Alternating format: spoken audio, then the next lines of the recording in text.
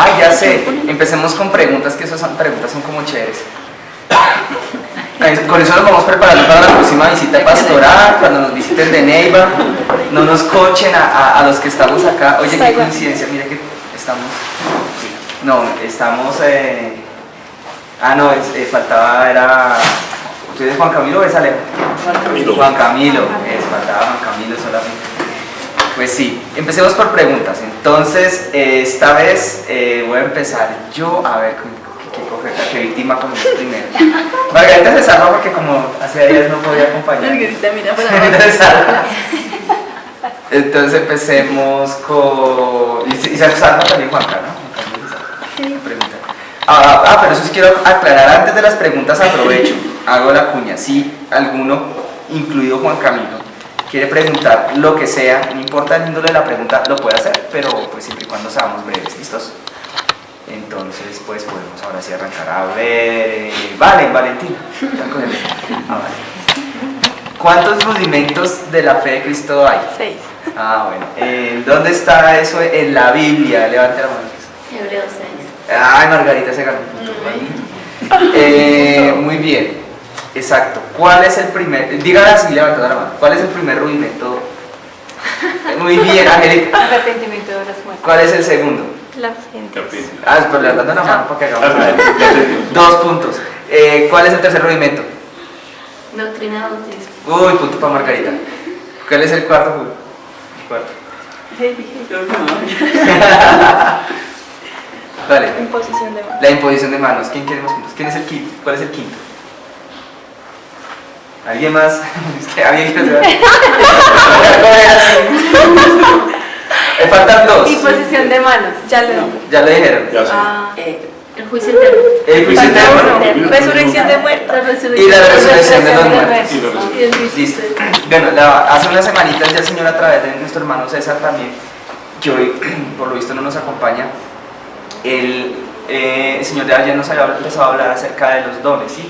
De pronto estamos, o el Señor quiso que estas semanas aquí tuviéramos como una continuidad respecto a lo que se está hablando, porque pues la reunión empezó a tornarse, al menos por este tiempo supongo yo, más como una especie de estudio bíblico, pero yo estoy seguro que más adelante va a ser algo diferente. Muy probablemente eso cambie en el futuro, de pronto tengamos más tiempo como para la administración o para adorar al Señor o para orar por ciertas cosas especiales que de pronto el Señor no quiera que se oren los domingos, porque no van a ser para todo el mundo seguramente, sino solo para algunos de nosotros. El Señor quiere impartir y quizás quiere despertar ciertas cosas espirituales en muchos de los que estamos acá en la congregación, pero no necesariamente en todos.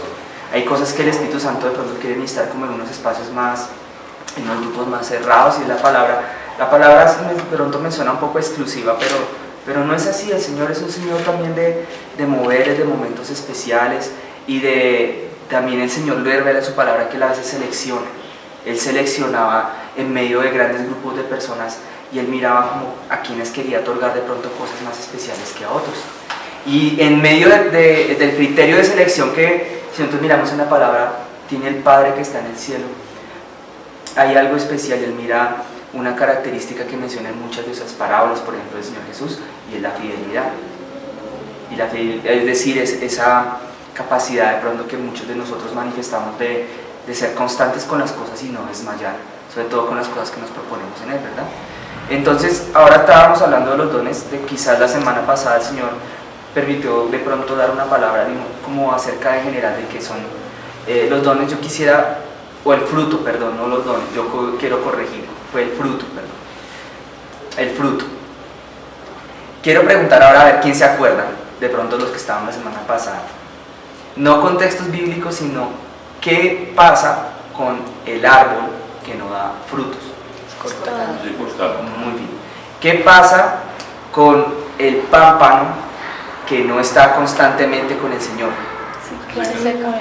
Se seca y se muere y se corta. ¿Y qué pasa con el pámpano que sí está pegado constantemente al Señor? ¿Qué es el fruto? Da fruto para que después el Señor, ¿qué hace con los que dan fruto? Los limpian. Y en otra parte dice que a los que dan fruto cava alrededor para que den más fruto también. Muy bien, exactamente. Bueno, entonces ahora sí podemos mirar este texto que es súper súper, que se trata de el fruto, y digo él, subrayo la palabra él, porque estoy aquí también haciendo mención a lo que enseñó el pastor Mauricio la última vez que vino acá, por cierto. El fruto del Espíritu Santo. Tal vez, no sé si esto vaya a ser cortito o toque desglosarlo de pronto en más de una sola explicación, pero el fruto del Espíritu Santo está en el libro de Gálatas, una epístola a los Gálatas, se dice, capítulo ¿qué? Sí. Muy bien, perfecto. Bueno, aquí vamos a ver que hay otra pregunta, se me pasó otra. ¿Cuántos tipos de frutos hay según la Biblia? 4. Muy bien, punto para Anita. ¿Cuáles son? El fruto de labios. Fruto de labios que confiesan el nombre del Señor. ¿Cuál otro? El fruto de discípulo. Frutos dignos de alguien más. Del Espíritu Santo y de discípulos. Del Espíritu Santo y de discípulos. Muy bien. De todos los 4, solo hay un tipo de fruto que explícitamente la palabra declara que causa o que nos garantiza la salvación. ¿Cuál es? Del Espíritu Santo. Perfecto. Los demás no la garantizan. Es decir, puede haber en el infierno personas que trajeron muchos discípulos a la iglesia, puede que haya en el infierno personas que de pronto daban muchos frutos de labios, incluso que hacían milagros y cosas de esas y que confesaban el nombre, le decían Señor al Señor. De pronto estaban los frutos de arrepentimiento sí tienen que ver con la salvación, no me equivoco, los frutos dignos de arrepentimiento sí tienen que ver con la salvación. Y está el fruto del Espíritu Santo. Lo curioso del fruto del Espíritu Santo, la primera curiosidad o la primera singularidad del fruto del Espíritu Santo es que si tú lo miras bien en el solo nombre, da a entender que no es un fruto que damos nosotros literalmente, sino que es un fruto que da el Espíritu Santo en nosotros. Entonces es imposible que alguien dé el fruto del Espíritu Santo si no tiene el Espíritu Santo viviendo dentro de sí. Porque el Espíritu Santo es el que da eso. Nosotros los seres humanos, bíblicamente, se puede demostrar que somos incapaces de producir eso. Eso son cosas sobrenaturales. Son cosas que un ser humano natural sin la presencia de Dios no puede dar. De hecho, ya tener el Espíritu Santo adentro ya de por sí es un milagro, y dar el fruto del Espíritu Santo son cosas que son por su propia naturaleza espiritual, son sobrenaturales, no son humanas. Entonces, ahora antes de empezar a leer el texto bíblico y desglosarlo, quiero citar al pastor Mauricio, que cuando la última vez que estuvo aquí precisamente hablando de eso, que él corregía de pronto una concepción que hay equivocada, pues respecto al Espíritu Santo, al fruto del Espíritu Santo, porque muchos creían que no, es que yo doy el fruto de la paciencia, pero no tengo, o tengo el fruto del amor por los demás, pero no tengo el fruto de la paciencia porque me saltan el mal. Pues en realidad eso es un mito, eso no es verdad, no es bíblico, y además, como diría Jesús a los saduceos, es desconocimiento de la palabra de Dios y desconocimiento del poder de Dios.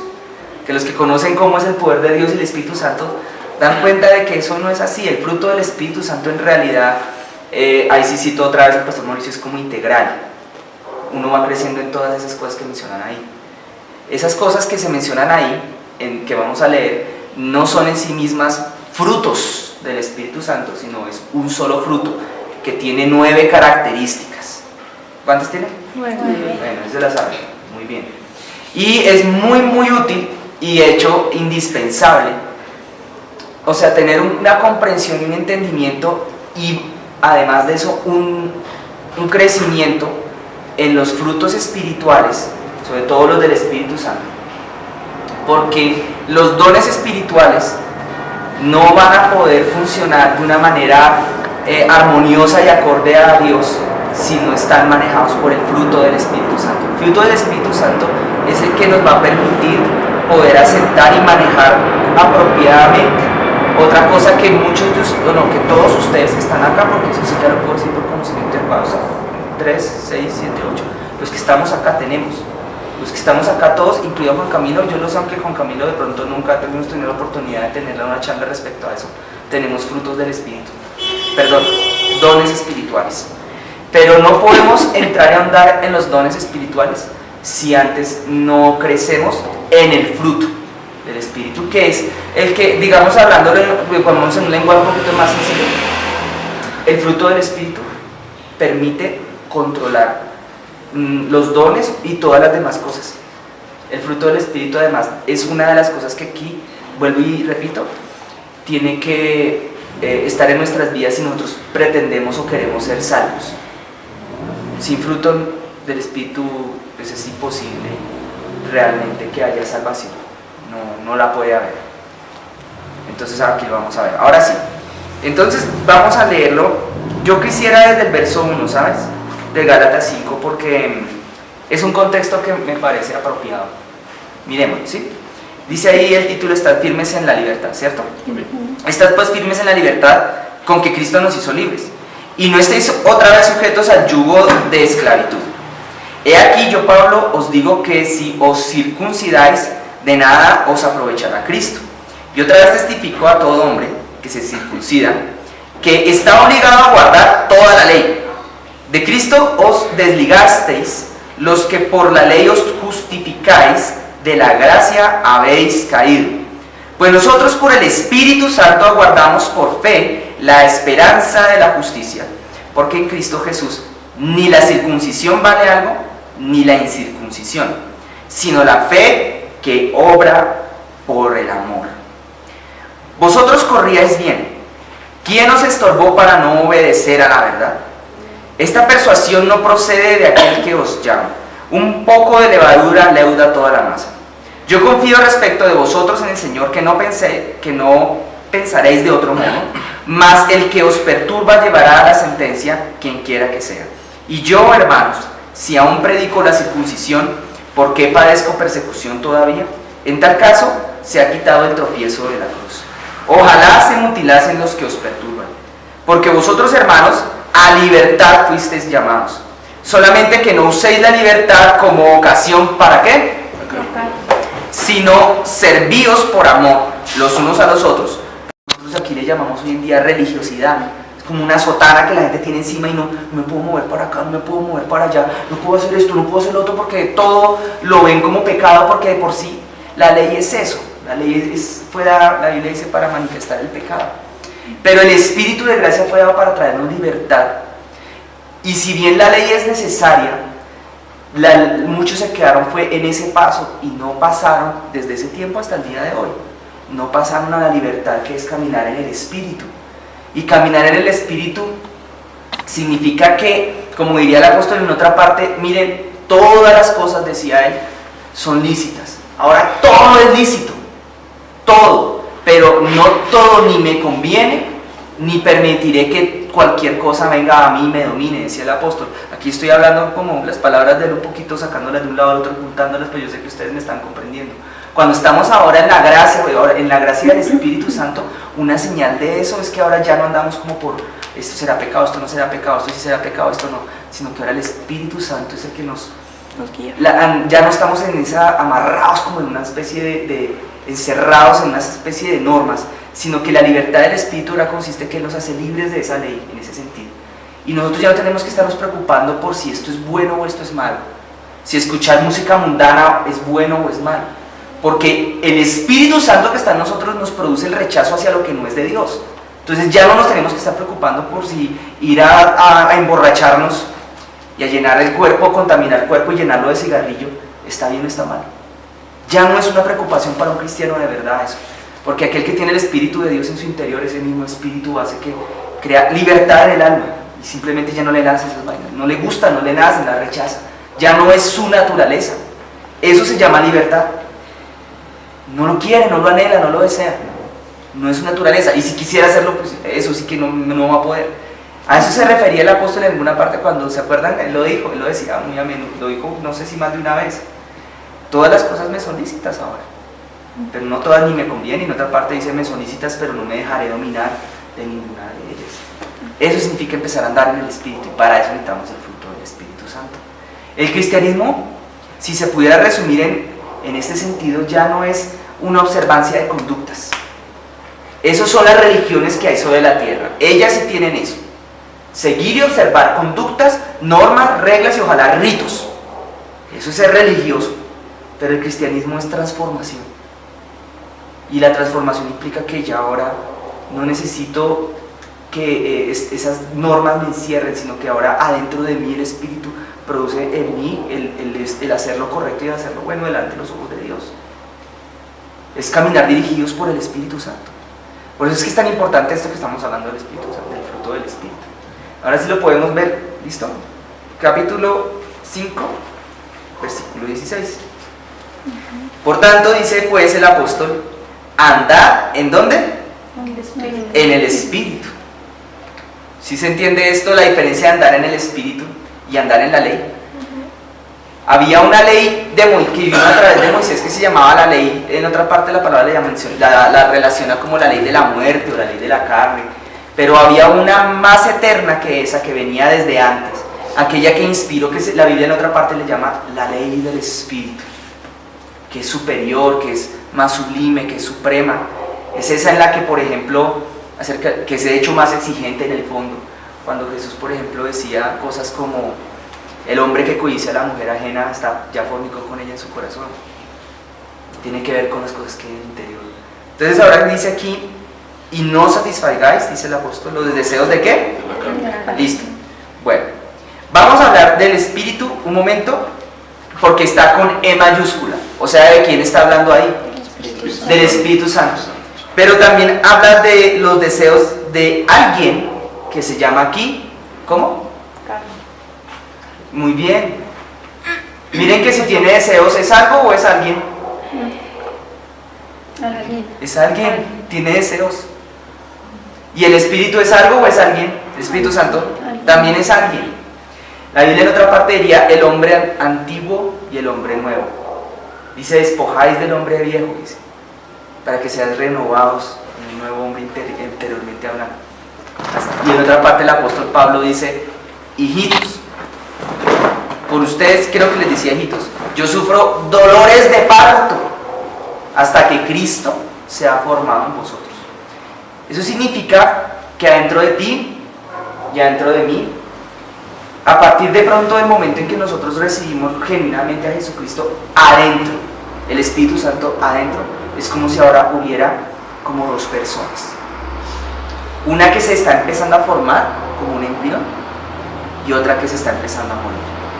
Pues yo ahora sí me acuerdo del ejemplo. Una es como un Rottweiler y la otra es como un Chihuahua. Ese es el ejemplo. Porque la carne es esa persona vieja que tenía una naturaleza malvada. Y no estoy hablando de la carne física, la Biblia le llama la carne más bien algo que está entre la carne física, porque si bien es cierto hay algo malvado en la parte física, de pronto en la parte genética de los seres humanos. Es más en lo moral. ¿De dónde viene este tema de la carne? Cuando tú empiezas a leer la historia de Génesis, apareció un hombre, bueno, que no era un hombre, era antes un hombre-mujer, era un ser que era hombre-mujer, y que Dios lo bendijo y lo hizo a su imagen y semejanza, que luego lo insertó en un cuerpo humano, en un cuerpo tomado del polvo de la tierra, un cuerpo externo que ese sí es semejante al polvo de este planeta Tierra, y lo metió ahí adentro, pero lo moral era lo que era imagen y semejanza de Dios. ¿Y se acuerdan de quién estoy hablando? ¿Quién cacha de quién estoy hablando? ¿De qué hombre estoy hablando? Adán. De Adán. Ahí por ese momento todavía era Adán Eva. Y luego, entonces la Biblia narra, porque Génesis narra eso, que saca esto de la costilla, que es un inicio espiritual sobre todo de las cosas. Y saca y aparece entonces Eva sobre la tierra. Y después de que el pecado toca al ser humano, más bien al revés, después de que el ser humano toca el pecado, es transformado por él. Y esa transformación no se da en lo externo, se da en lo interno. Y esa transformación o esa retrogresión en la parte moral que produce el pecado en el ser humano, en la parte moral, genera una propensión desde ahí para abajo en las generaciones que continuaron después poblando la tierra, una propensión hacia el mal. Y ello era además un círculo vicioso, porque generación tras generación iban probando nuevamente el pecado, y ese pecado lo seguía transformando en nuevas formas. Y todo ello provenía de un ser que fue aquel que desde Adán hacia abajo engañó a los seres humanos o los influenció, y se llamaba Satanás. Ese ser imprimió en el ser humano, en su alma, a través del pecado, imprimió sus características. Pero no características físicas, sino todos estaríamos con cachos y una cola y un tridente. No sé si el diablo tenga eso, es un decir. No, características morales. ¿No me voy haciendo entender, hermanos? Entonces, lo malo que había en tu vida, la propensión hacia lo malo que había en tu vida, si tú no tienes esa conciencia al día de hoy, como yo no la tuve por años, de que en mi vida había una propensión a ser malvado, sino que te crees que eres una persona buena, chévere, linda y divina, que eres un ángel de Dios, es porque estás lejísimos del reino de los cielos. A kilómetros, a millas, no más aún. Porque una de las consecuencias del contacto con el Espíritu Santo, con un ser humano, es la confrontación con su propia naturaleza malvada. Cuando uno llega y tiene contacto con el Espíritu Santo es cuando se pone de manifiesto la verdadera maldad que uno tiene adentro.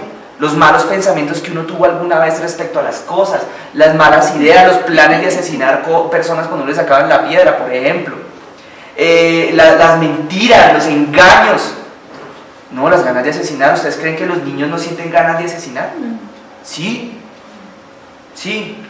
Y si eso me pasó solo a mí, entonces yo fui demasiado malvado. Entonces, si los niños sí les pasa. 10, 11, 9, no, a mí no sé. Eso ocurre. ¿Ustedes creen que un niño de 3 años cuando entra en un arranque, 4 años, un arranque de ira a destruir algo que tiene en sus manos, lo hace porque lo aprendió, que es una construcción social de pronto, pero en buena medida? Y ese quizás fue mi caso, venía de generaciones atrás. Y ello constituye una propensión al mal. Y es la forma, permítanme aquí ¿cómo se dice la metáfora? Es la forma con la que viene el alma de los seres humanos, viene con una forma.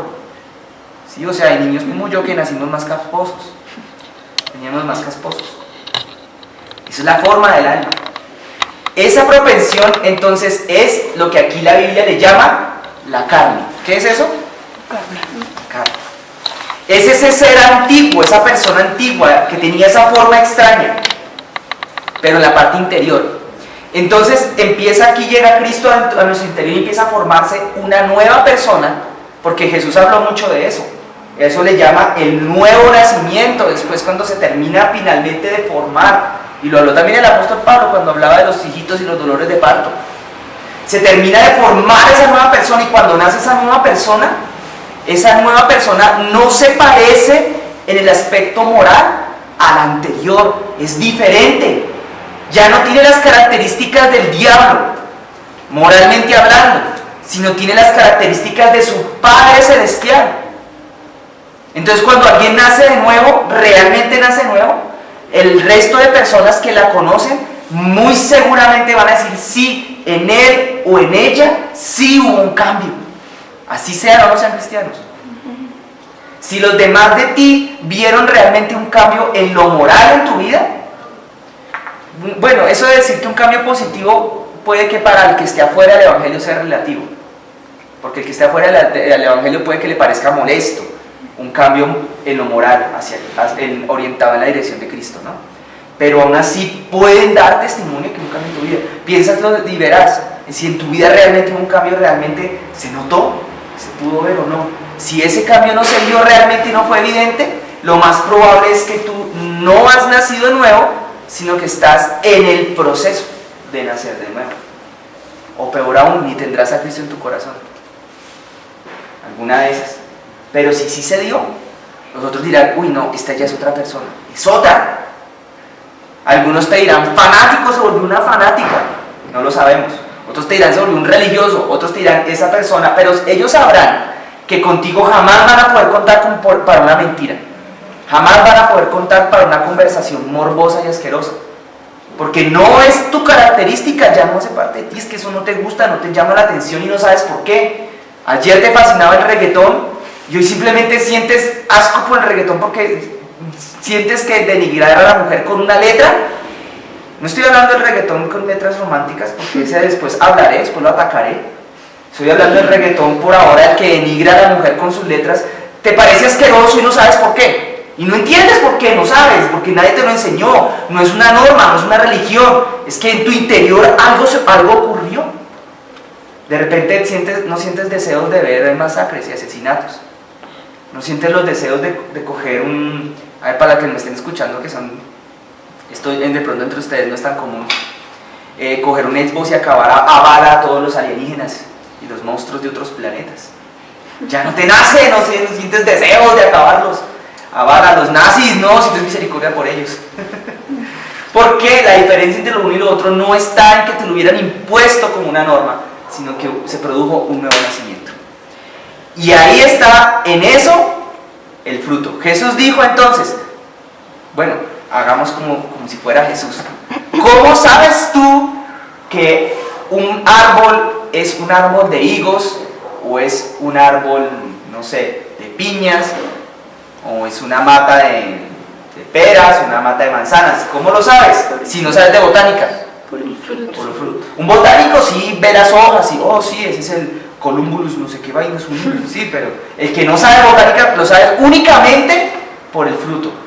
Y si tú coges el fruto y lo pruebas, ya no te quedó la menor duda de que eso era un limón y no una naranja. Ya queda así. Un limón. Pero si tú ves que el árbol nunca da fruto y nunca da fruto y nunca da fruto, por más de que sea un buen árbol, si no da fruto, Dios va a decir, como vimos la semana anterior, Dios va a decir, ay, este no me sirve, cortemos.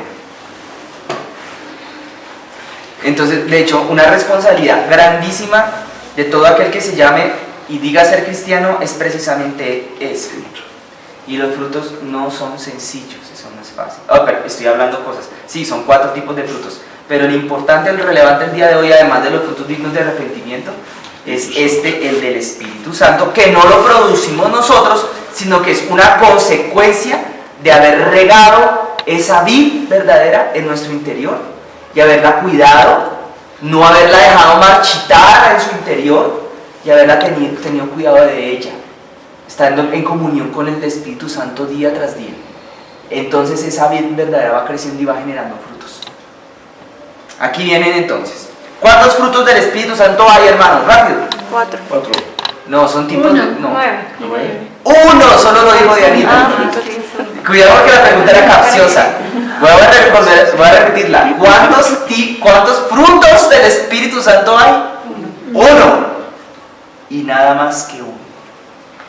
Ellos, ahora sí, la Biblia sí va a decir que tiene 9 características. Y yo vuelvo a presumir que están como en 3 grupos de A3, pero eso sí, aquí en esto es solamente una presunción que yo hago. Vamos a mirar. Verso 17. Porque el deseo de la carne es contra el espíritu, ¿sí lo ven? Ahora comienza por acá. Ay, Jesús. Me tocó ahora aquí cerrar esto, pues. Piché un botón y se me salió el letrero todo loco. Bien. Porque el deseo de la carne es contra el espíritu, y el deseo del espíritu es contra la carne, y estos dos se oponen entre sí para que no hagáis lo que quisierais. ¿Se acuerdan de la metáfora que me inventé del Rottweiler y el Chihuahua? Bien, en una pelea de tigre con burro amarrado, ¿quién gana? El tigre, ¿cierto? Pero si cogemos la pelea de tigre con burro amarrado y la prolongamos en el tiempo, le añadimos paciencia al burro, le añadimos persistencia al burro, alimentamos al burro con el mejor alimento para burros que haya y dejamos al tigre sin comer nada y sin beber agua, muy seguramente así el burro esté amarrado y empezamos a desatar el burro, ¿cierto? A cortar las ataduras del burro, oramos por el burro para que sus ataduras se rompan y empezamos a atar el tigre poquito a poco. Van a pasar las semanas y por más fuerte que sea el tigre, el burro amarrado tarde o temprano vencerá al tigre, porque el burro le empezamos a prestar atención. Claro que eso es una especie de ejemplo que estoy usando, pero en ninguna manera quiero comparar al Espíritu Santo con un burro, a pesar de que el Señor le tuvo que hablar a un profeta a través de una burra. Y si una burra habló. Pero el asunto es que aún en lo más pequeño o lo más débil o lo insignificante de pronto, que pueda en un momento llegar a aparecer, el trato de la presencia de Dios en nuestras vidas, si nosotros la cuidamos y la mantenemos, si no contristamos al Espíritu Santo con nuestro mal carácter, por ejemplo, y lo mantenemos adentro de nosotros, Él con el paso del tiempo va a fortalecerse y va a crecer, y Él solito se va a encargar de destruir el Rottweiler que tú tienes adentro y que yo tengo adentro, y va a terminar de acabarlo. Por eso dice hacer morir las obras de la carne, hacer morir, que se oponen entre sí los deseos del uno y del otro, se oponen entre sí. Llega el policía de tránsito, ese ejemplo como me lo recuerdo con tanta, como si hubiera sido ayer. El policía de tránsito y coge al cristiano, no, era un cristiano, no era un grupo de cristianos, eran como 5. Están con su carrito y los coge, y entonces le vamos a poner comparendo, y llegó la carne y le dice al cristiano, uy, págueles, tiene 100.000 pesos ante la guantera, páseselos para que no, porque ese comparendo es carísimo, y la grúa, y pagar los patios. Dios mío, ¿qué vamos a hacer? Mire que eso es de Dios, mire que Dios es un Dios de bendición, saque los 100.000 pesos, dice la carne. Y el Espíritu dice, no tentarás al Señor tu Dios, no darás falso testimonio, no mentirás, no engañarás. ¿Y quién termina ganando? El que en ese momento sea más fuerte.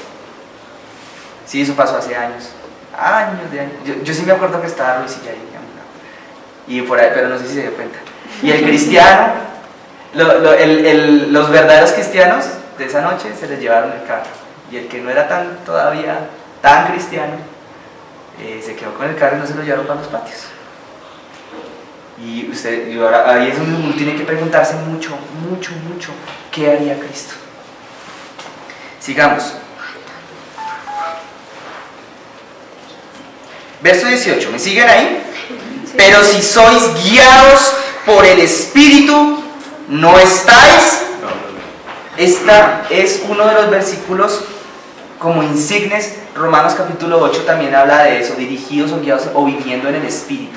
El estar o no bajo la esclavitud de la ley, estar o no bajo una religiosidad, va a depender en qué medida tú estás o no guiado por el Espíritu Santo, guiada por el Espíritu Santo. Entonces el Espíritu Santo, como bien ya lo hemos mencionado el día de hoy, no es una cosa, no es una energía. Aquí la palabra le da todos los atributos de una persona, y para los que lo conocen saben que el Espíritu Santo es una persona. La guianza del Espíritu Santo en nuestras vidas es lo que nos saca de la religiosidad, y es de hecho la mejor vacuna contra la religiosidad, además.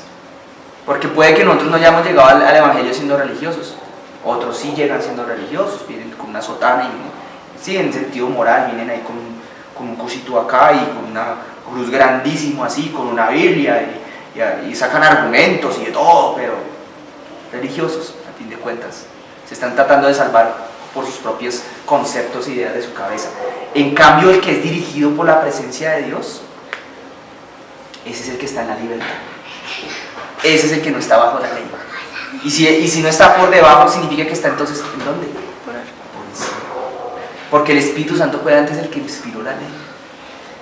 Había un hombre de Dios en la antigüedad, muchos hombres de Dios, que precisamente la palabra declara que fueron justificados fue por obedecer al Señor, por tener fe, que es eso, entre otras cosas. Porque escucharon una voz de un invisible, como se menciona acerca de Moisés. Sí, dice de hecho la palabra que el mismo Moisés se sostuvo como viendo al invisible, pero Moisés tuvo algo, él lo escuchó.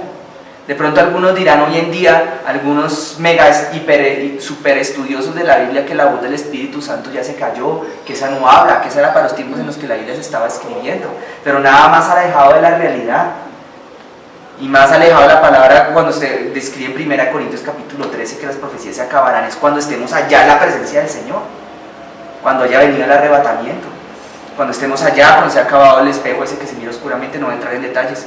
O sea, la palabra de Dios y el Espíritu Santo es el mismo portador de la palabra de Dios, dijo Jesús, y de las palabras de Él. Y una vida cristiana real y poderosa es aquella que está dirigida por su presencia, es aquella que es capaz de discernir que cuando el Espíritu Santo quiere dirigirlo para acá o para allá, que no anda en incertidumbre, sino que conoce el camino por el cual debe de andar, como diría el Salmo, porque el Señor sobre aquel ha fijado sus ojos. Que sabe incluso desde qué ropa ponerse hasta qué decisión tomar en las cosas más difíciles de la vida, y todas ellas son dirigidas permanentemente por el Espíritu Santo, porque no solamente lo escucha, vive con Él, vive en su interior, le presta atención. Ahí sí hay algo que ama, y ama al Señor, amaría a todos nosotros, y que Él a veces dijera, ay, como a mí me gustaría. Es que dice, a veces siento que Él no me lo ha dicho así, sino que siento como ese deseo de Él, como diciendo, ay, como me gustaría que cogieran sus oídos y me los pegaran a mi corazón. A veces cuando el Señor, siento ese deseo de parte de Él a veces, de todos, como hacia todos, como quisiera que me oyeran, como quisiera que me escucharan. Eso lo contaba un día también hablando casualmente, otra vez lo visité al pastor Maito, cuando un día hace muchos meses contaba yo, pues siempre lo he hecho, ya que lo voy a hacer acá ya de una manera más formal y pública. Y vino un día acá cuando estábamos en la bodega y empezó a hablar y el Señor lo empezó a usar. Y ese día a mí me quedó clarísimo, sí, el Espíritu Santo me está dando testimonio. Es un hombre de Dios, humano y todo, pero un hombre de Dios. Con errores tal vez, pero un hombre de Dios. Porque todo lo que aquel día dijo, bueno, vamos a cambiar esto, vamos a hacer esto, vamos a hacer lo otro, vamos a hacer aquello. Y el desorden en el que estaba la iglesia se empezó a organizar. Y yo sentía como el Espíritu Santo decía, ay, por fin alguien que me oye.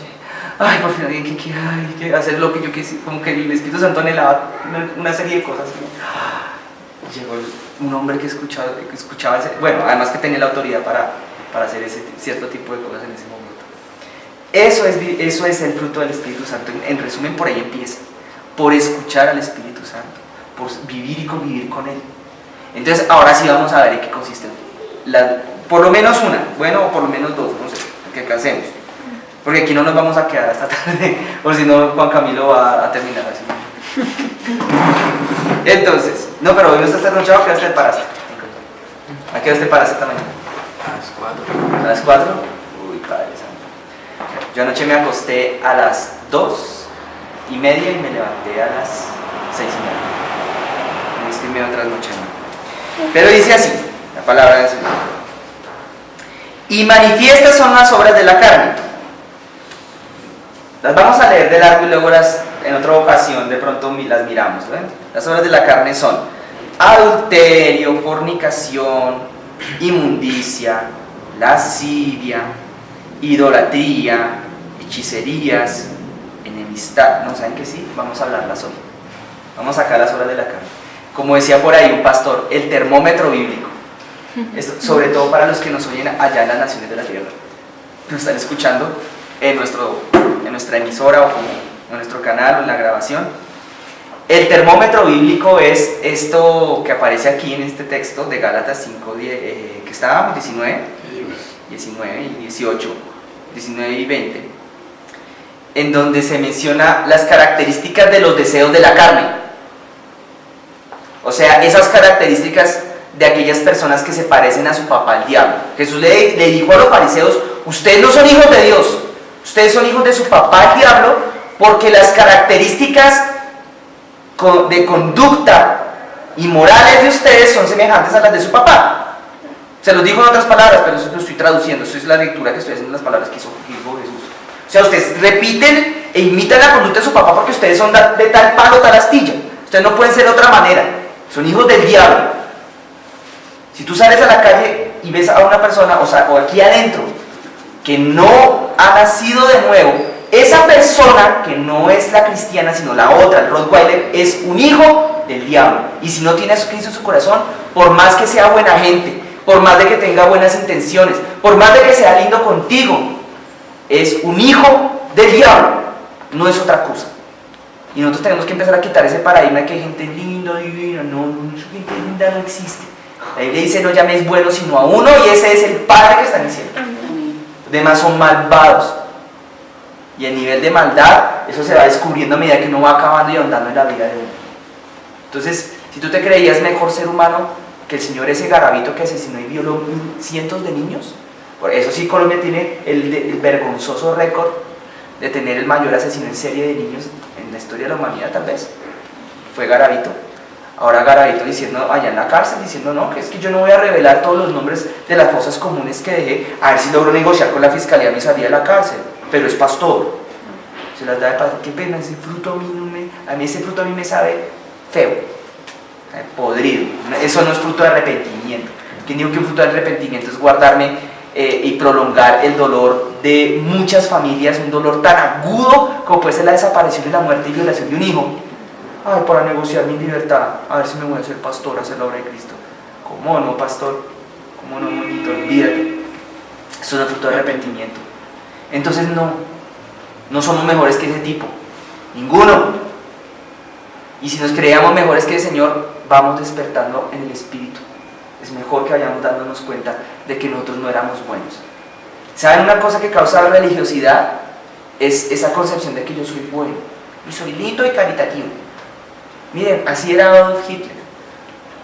Para los que no sabían, porque yo no conozco mucho de él, pero es que ese señor, siempre que uno quiere sacar en algún discurso un ejemplo de algo, alguien malo en la tierra del tipo, pero miren, ese tipo hablaba de igualdad, ese tipo hablaba de derechos civiles, ese tipo hablaba de repartición justa de la tierra, ese señor hablaba del socialismo, hablaba del progreso, hablaba de la economía, que fue Alemania una buena economía.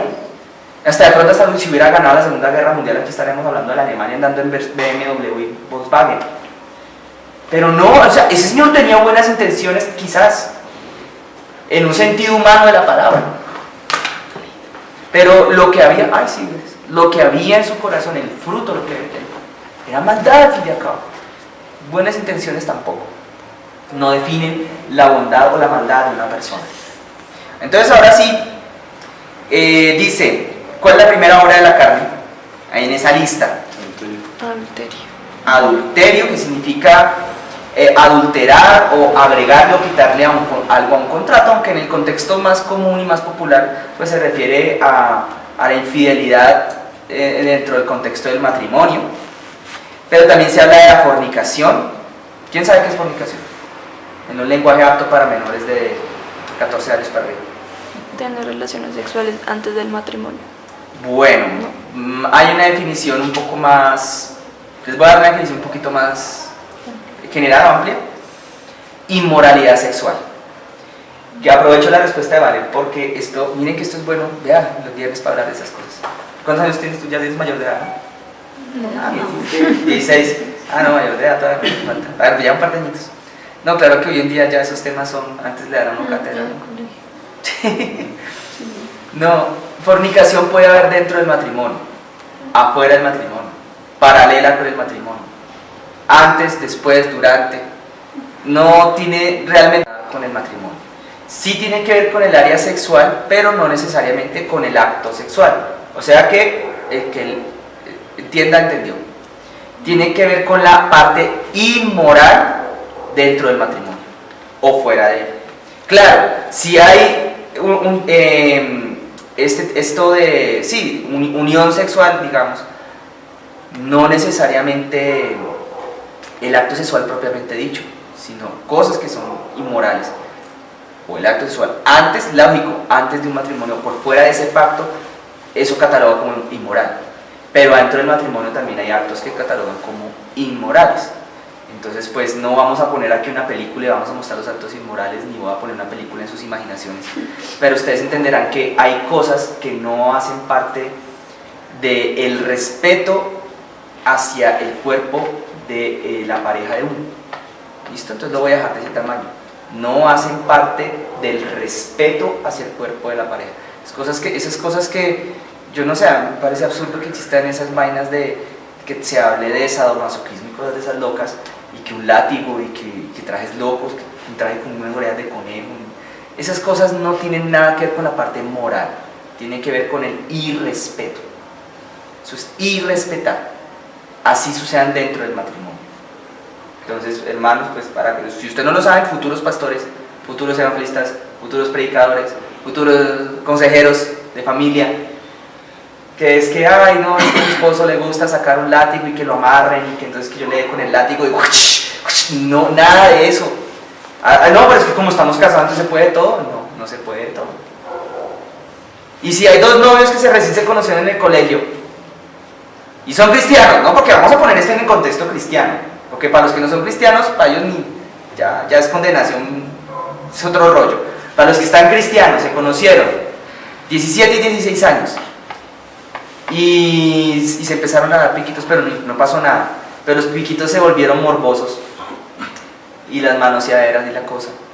Eso, ¿ustedes creen que no es? Pues sí, es fornicación también, porque hubo un tema inmoral, una contaminación. Ahora, la Biblia sí te va a hablar de que el que se une con mujer es un solo cuerpo con ella, que eso ya es otro tema, que eso no es tema que compete en este momento porque es muy profundo.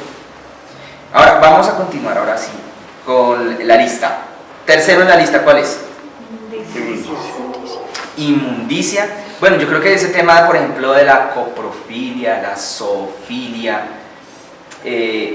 bueno, vamos a hablar del tema polémico. La palabra sí habla de abominación a las relaciones sexuales homosexuales.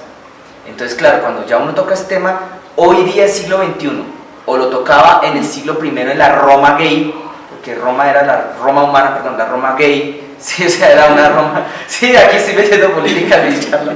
Sí, es que ustedes supieron que la Bogotá humana tuvo un proyecto en los colegios distritales de adoctrinamiento gay. No lo llamaron así lo definió mi hermano que trabajó se vio obligado a trabajar en ese proyecto y que obviamente no lo apoyó, que ponía a los profesores que se enfermaban y pedían licencia porque se enfermaban y lo reemplazaban otros profesores pagados por horas, solo con el único fin y propósito de ir a enseñarle a los niños cómo ser gays. No estoy hablando obviamente la palabra define que Dios aborrece a los hombres afeminados, esas cosas, las mujeres que se echan con mujeres, varones que se echan con varones, esas cosas son cosas que a Dios no le agradan, pero si vamos a hablar, a discutir con una persona que está en el homosexualismo con esas cosas, muy seguramente vamos a dar cosas contra el aguijón, porque a un homosexual no lo va a transformar un discurso, lo va a transformar el poder del Espíritu Santo y lo va a alcanzar el amor de Cristo. Y como bien decía el pastor Mauricio, el homosexualismo, la mayoría, aunque puede que haya excepciones, de los casos se originó porque hubo violencia o hubo maltrato en la casa en la niñez. Yo en mi vida, sobre todo en mi infancia, tuve que conocer decenas de personas que estaban en eso y tener cierta cercanía con ellos, sobre todo en mi infancia. En mi casa eso era un desfile de eso, en una de las casas donde crecí. Y todos, el 99%, daban cuenta de experiencias negativas y maltrato en la casa. Los otros dirán que nacieron así, que era un cuerpo de hombre encerrado en una mujer y ese rollo. Y yo, ¿saben? Yo no discuto eso ahora, porque la Biblia dice que la naturaleza del hombre fue caída. Cuando el pecado tocó al hombre, esa naturaleza del hombre fue transformada. La moral, pues hasta de pronto, quizás sí vino con esa propensión, yo ahora no lo voy a discutir, pero lo que yo sí sé y tengo clarísimo y les quiero compartirles es que existen personas, y también las he conocido personalmente, que decían eso, mujeres que creían en su interior que realmente eran un varón, pero que la presencia de Dios entró en ellos, la sobrenatural, la real, la verdadera, que no creían en eso y que creían que eso de tirarse al piso era un show, que caerse en un culto era un show. Y ellos mismos caen tocados por el poder del Espíritu Santo y en el paso del tiempo dicen: Dios mío, ¿qué me pasa? Me están dejando de gustar las personas de mi mismo sexo y no sé por qué. Estoy luchando, ahora me están empezando a gustar las del otro sexo y no sé por qué. Eso es así. Entonces, el cristianismo, hermano, olvídense, esto no es religión, esto no es seguir reglas y dogmas y cosas, no. Eso es ser transformados. Y el que no se esté siendo transformado no tiene por qué preocuparse ni sentirse juzgado por nadie, sino únicamente preocuparse por cultivar en su interior al Espíritu Santo. Ya hay nada más. Cada quien, Señor, lo se encargará de transformarlo. Y si aquel o aquella se resiste a tal transformación, ahí sí el Señor mismo dice que el Señor lo va a cortar y lo va a sacar. Y yo digo amén a eso. Entonces el siguiente, ¿cuál es el siguiente en nuestra lista después de inmundicia? Lascivia. Yo no voy a andar en la lascivia, pero sí el otro día conocí un hombre lascivo. Buena gente, bien vestido, bien plantado, buen semblante, hasta bien chévere, hermano. Pero nos sentamos un día a desayunar, hay un desayuno de esos universitarios que son así con libros y con cosas acá, y saca el celular, uy, mira este video. Ese ruido que ahora está de moda en el Transmilenio a cualquiera que le suene el timbre, y unas vainas asquerosas. No voy a decir el nombre de esas vainas porque de pronto por ahí alguien que esté escuchando esto entonces se le despierta la curiosidad y va y las busca. Entonces, tiene un nombre asqueroso. Unas vainas que a veces yo digo, oh, Dios mío santo, eso no puede ser eso. Puede ser que exista gente que es dispuesta a hacer unas cosas muy horribles. No solamente en el área sexual, sino también como en el área del morbo, porque hay morbo también como con la sangre y con la muerte y esas vainas. Eso es a lo que hace referencia aquí con la lascivia. Siguiente, en la lista negra, idolatría, de las obras de la carne. Es otra de las características que Satanás implantó en la humanidad. Los seres humanos tienen una propensión, una tendencia, claro, unos más que otros, a hacer idólatras. Y la idolatría es colocar en el lugar de Dios cualquier otra cosa, persona, ser, objeto, lo que sea. No solamente tener un muñeco. Y ahora, incluso idolatría podría llegar a ser intentar adorar al Dios verdadero a través de un muñeco falso. Porque todo muñeco es falso, igual, a la larga. Pero más que eso, pues una idolatría podría ser también tener... miren que hasta se habla de los ídolos del fútbol. Pero cuando un ídolo del fútbol o un ídolo de la música realmente ocupa el lugar de Dios en tu vida, en el sentido de que tú le rindes culto a Él y tú lo honras, y para ti es tu todo, tú quieres ser como Él y no hay nadie más grande que Messi, no hay nada más grande que Falcao, no hay nada más grande que mi camiseta. Estás entrando en el terreno cenagoso y peligroso